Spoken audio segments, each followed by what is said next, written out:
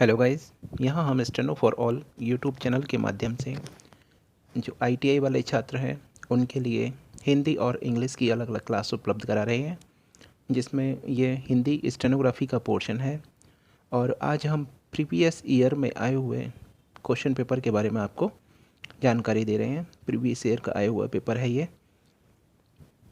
सभी तैयार रहें लिखने के लिए। 60 शब्द प्रति मिनट की गति पर है।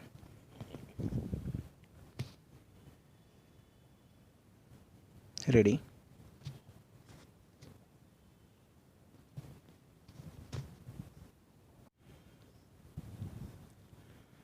कमाने से पहले खर्च करना सीखें।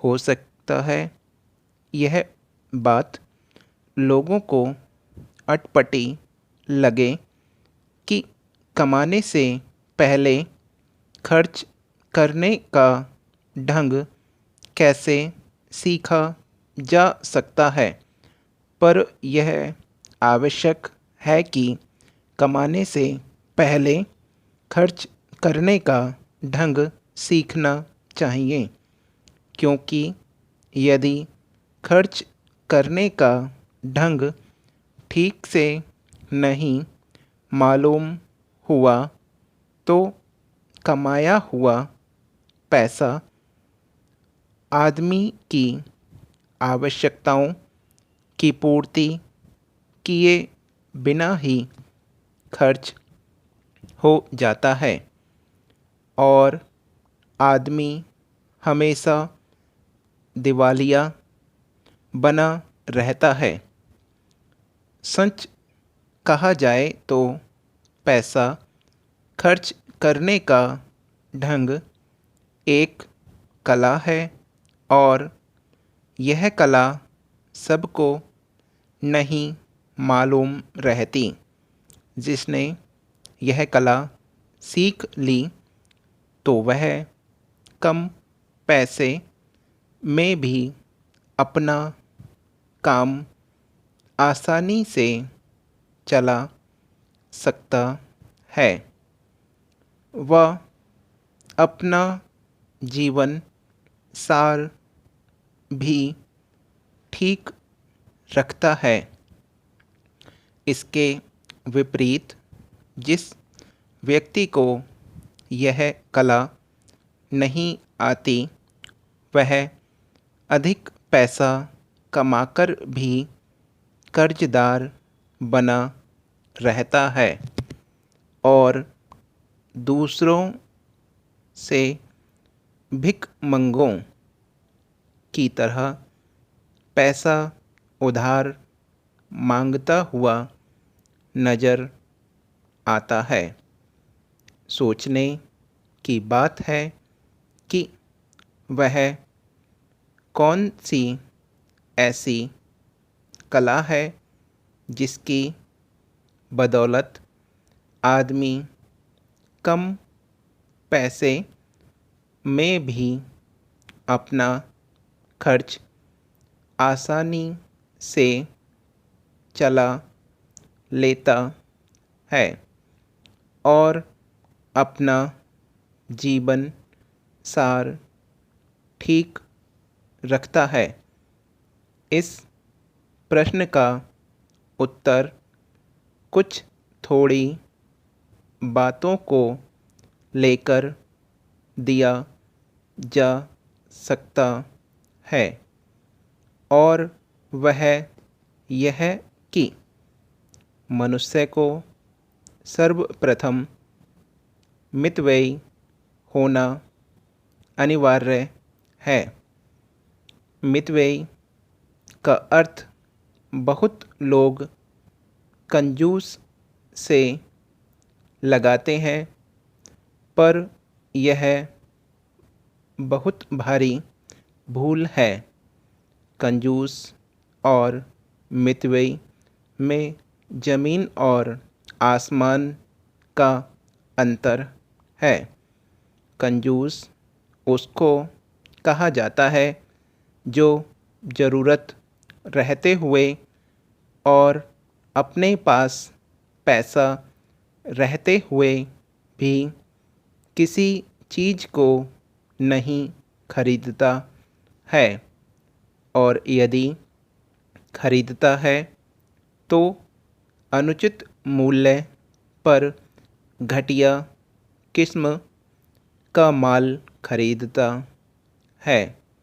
लेकिन मितव्ययी व्यक्ति किसी भी चीज़ को जिसकी उसे आवश्यकता रहती है अवश्य खरीदता है और उसके खरीदने का ढंग ऐसा होता है कि वह जिस किस्म की वस्तु खरीदता है उसका उचित मूल्य देता है। जो चीज़ें ज़्यादा उपयोग में आने वाली हैं उनका ज़्यादा उत्पादन नहीं बढ़ पाता है। इसका परिणाम यह होता है कि बेकारी बहुत हद तक कायम रह जाती है और लोगों के रहन सहन का स्तर नीचा रह जाता है।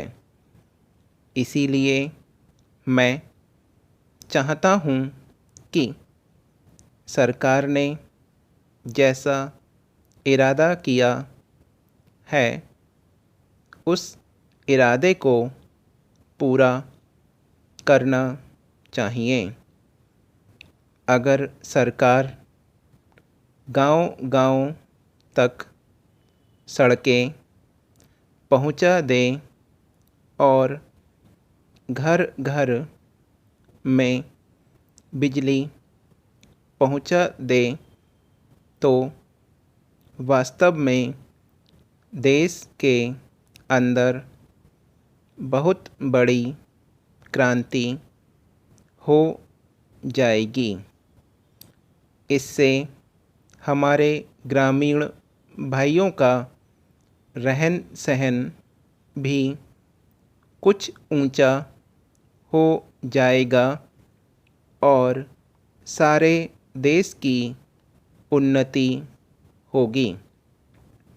देश के लोगों ने पिछले 2 आम चुनावों में हमारे प्रधानमंत्री में जो विश्वास प्रकट किया वह इसी भावना से प्रकट किया है कि प्रधानमंत्री ने जो कुछ वायदा किया उसको क्रियान्वित करने के लिए उन्होंने पूरी तरह से जोर लगाया। अगर बाढ़ व सूखे की समस्या हमारे सामने न आती तो पिछले चुनावों के बाद उन्होंने जो वायदा किया था वह सब पूरा होता। लेकिन इन कठिनाइयों को जनता समझती है, वह जानती है कि सरकार के सामने क्या-क्या कठिनाइयाँ आती हैं और सरकार ने किस तरह से उनको बर्दाश्त किया है। इसके बावजूद जो भी विकास की योजनाएं चालू की गई थी उनको रुकने नहीं दिया गया।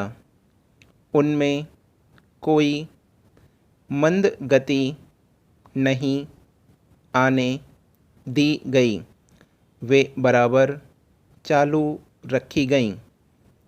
इसी से जनता की निगाह बराबर इसी तरफ लगी हुई है और यह विश्वास किया जाता है कि प्रधानमंत्री के नेतृत्व में देश इतनी तेज़ी से आगे बढ़ेगा जिसकी कोई कल्पना नहीं कर सकता। शिक्षा पद्धति के बारे में भी मैं कुछ कहना चाहता हूँ। चारों तरफ से इस मामले की आलोचना हो रही है। एक तरफ स्कूल कॉलेजों से पढ़कर निकलने वालों की संख्या तेज़ी से बढ़ रही है, दूसरी तरफ उन्हें कोई काम नहीं मिल रहा। समाप्त। यह 60 शब्द प्रति मिनट की गति पे पिछले वर्ष मतलब पिछले से पिछले समय में जो पेपर आया है आपका प्रीवियस ईयर में आया हुआ पेपर है। सभी इसकी तैयारी कर लें।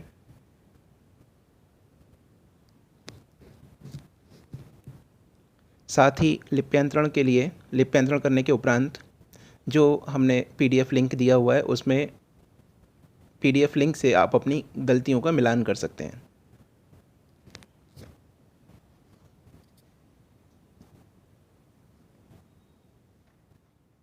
Hello guys,